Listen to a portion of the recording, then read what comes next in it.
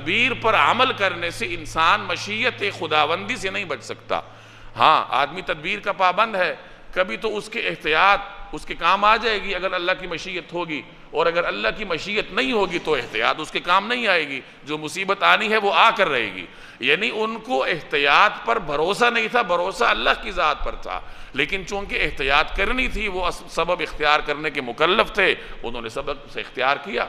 لیکن اکثر لوگ اس باریک فرق کو نہیں جانتے، وہ یہی سمجھتے ہیں کہ بس سبب اختیار کر لیا تو یہ سبب ہمیں مصیبت سے بچا لے گا۔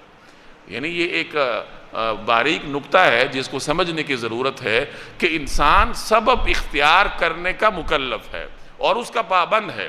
اس سبب کے اندر اثر ڈالنے والی ذات اللہ تبارک و تعالیٰ کی ہے۔ آپ نے بیماری سے بچنے کی احتیاط کرنی ہے، پرہیز کرنا ہے، اس پرہیز کو مؤثر اللہ نے بنانا ہے۔ ہو سکتا ہے پرہیز مؤثر ہو جائے، ہو سکتا ہے نہ ہو۔ آپ نے رزق کمانے کے لیے دکان بنانی ہے، ملازمت کرنی ہے، لیکن اس سبب میں برکت اللہ نے ڈالنا ہے۔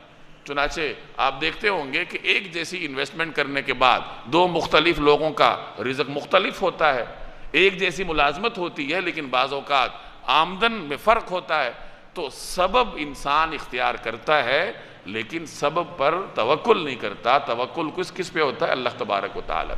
جیسے پچھلی آیت میں یعقوب علیہ السلام نے انہیں جب نصیحت کی کہ تدبیر اختیار کرو تو ساتھ فرمایا کہ علیہ توکلت، ان الحکم الا للہ علیہ توکلت، کہ حکم تو اللہ ہی کا چلتا ہے اور بھروسہ اسی پر کرنا ہے، یعنی بھروسہ تدبیر پہ نہیں کرنا۔ تو یہ جو باریک نکتہ ہے اس سے اکثر لوگوں کی نگاہیں غافل ہوتی ہیں، اکثر لوگ اس کو نہیں جانتے، حالانکہ اس کو جاننے کی ضرورت ہے۔